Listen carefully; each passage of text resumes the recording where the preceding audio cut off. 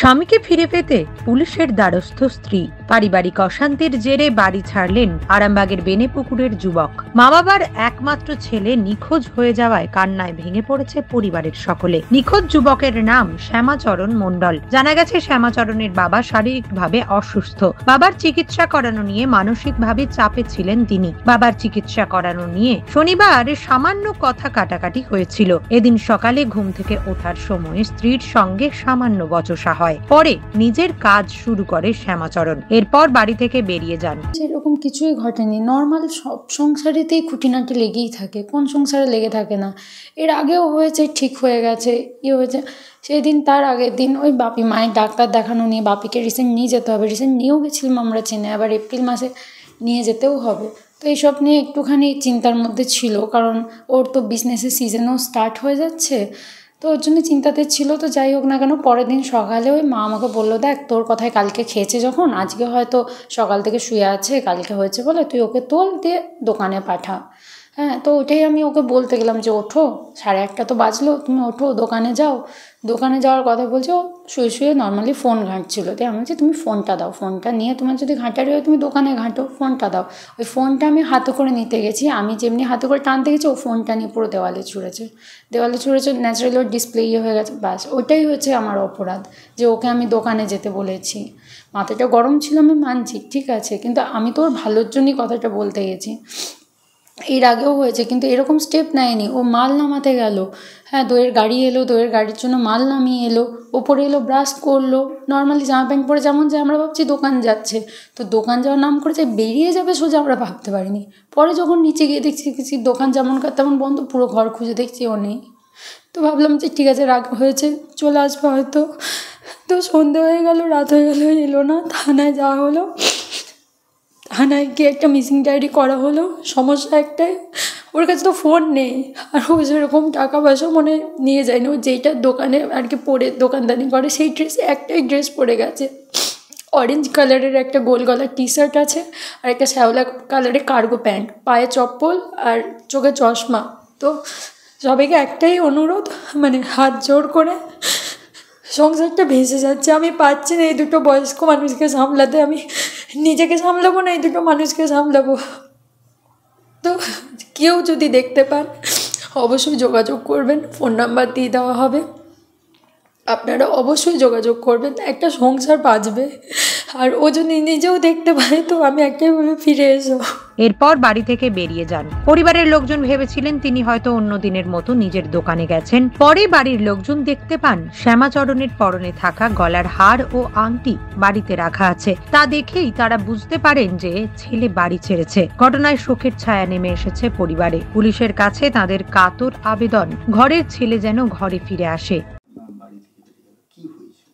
ঘটনাটা তেমন কিছুই হয় না, এই বাবার দেখাশোনা, ডাক্তার দেখানো নিয়েই হয়েছিল, কিভাবে নিয়ে যাব, কি করব, এটা নিয়েই টুকটাক কথা কাটাকাটি হয়েছিল ওর সঙ্গে। তো সেই জন্যই ও বললো যে ও কিছু ভালো ব্যবস্থা করে নিয়ে গেলে বাবাকে ভালো হয়।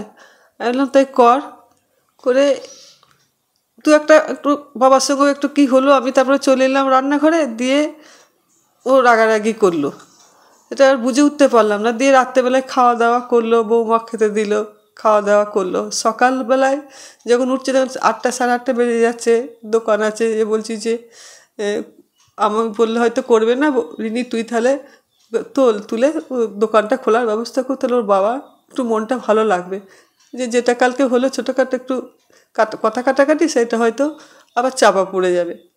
ওই তুলতে গিয়েই বৌমার সঙ্গে 2-4 কথা ঝগড়া ঝামেলাও হলো, সেইটাকে নিয়েই কিছু বললো না। দোকান যা করে ওর যেটা কারবার করে, দইয়ের গাড়ি এলো, সেটাকে নামালো, ফ্রিজিং করে জামা কাপড় বদলো। আমি ভাবলাম হয়তো এবারে দোকান খুলতে যাচ্ছে। ওকে আমি বোঝাচ্ছি, দেখ একটু আধটু হয় এরকম, দেখতে পাচ্ছি সে কাল থেকে করছে, ও তো একটু টেনশন নিয়েও আছে, বাবার এরকম শরীর খারাপ, খুব চিন্তা করছে, তো যা হয়েছে মিটিয়ে নে, তুই আর ওর সঙ্গে করিস না। তো ওকে বোঝাচ্ছি, আমাতে আর ওর বাবাতে দুজনেতে বোঝাচ্ছি, ওকে ধরে বোঝাচ্ছি, আর সেই আমরা চোখটা দিই নাই যে ও দোকান খুলতে যাচ্ছে না ও বেরিয়ে যাচ্ছে। জানি না তো যে ও এভাবে কোনো দিন তেমন করেনি, সেটা আর মাথার মধ্যেও নেই। আমরা জেনেছি দোকান খুলতে গেছে। তারপরে যখন দেখছি তখন দেখছি ও আর নেই।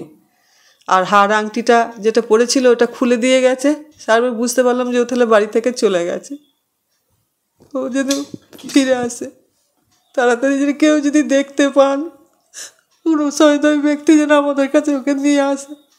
ব্রেন স্ট্রোকের পেশেন্ট, 3টে সেলিব্রেট হয়ে গেছে।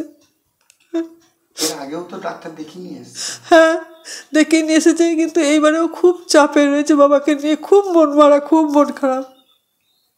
কথায় কথায় একটু হারিয়ে ফেলছে, শর্ট টেম্পার হয়ে যাচ্ছে কথায় কথায়। একটা চিন্তাতে ভীষণ ভালোবাসে বাবা মাকে, করে সবাইকে, স্ত্রীকে, দিদিকে, সবাইকেই খুব ভালোবাসে ও। কিন্তু একটা চিন্তার মধ্যে পড়েও যেন একটু কেমন মাথাটা যেন সবসময় হয়ে যাচ্ছে। তারপর ওর সিজন পড়েছে ব্যবসার, ওর ব্যবসার লোকজনও সব যারা করবে সেই সবের চিন্তাভাবনা খুব চাপের মধ্যেই ছিল, যার জন্য একটু ছোটো কথায় রেগে গিয়ে এটা ঘটিয়ে ফেললো। নাহলে ও কোনোদিন এইরকম কোনোদিন কোনো আছে ঝগড়া করে আবার একটুখানি চুপচাপ থাকে, দিয়ে আবার স্বাভাবিক হয়ে যায়। আমরা হয়তো ভাবলাম সেই রকমই কিছু স্বাভাবিক হয়ে যাবে। নিউজ আজ বাংলা, আরামবাগ। রোগীর সেবায় নিয়োজিত প্রাণ, চিকিৎসায় এবেগুনি একমাত্র নাম। উন্নত চিকিৎসায় আরামবাগে স্বাস্থ্যসাথী মান্যতাপ্রাপ্ত হসপিটাল এমেগনি হসপিটাল। এখানে রয়েছে 24 ঘন্টা চিকিৎসা পরিষেবা, দিবারাত্রি রোগী ভর্তি, উন্নত মানের আইসিসিইউ, এইচডিইউ সহ বিভিন্ন জটিল অপারেশনের সুব্যবস্থা। আমাদের ঠিকানা কোট রোড, আরামবাগ, হুগলি। যোগাযোগ 8640955066 অথবা 032112552222। এবেগুনি হসপিটাল, আপনার সুস্থতাই আমাদের সাফল্য।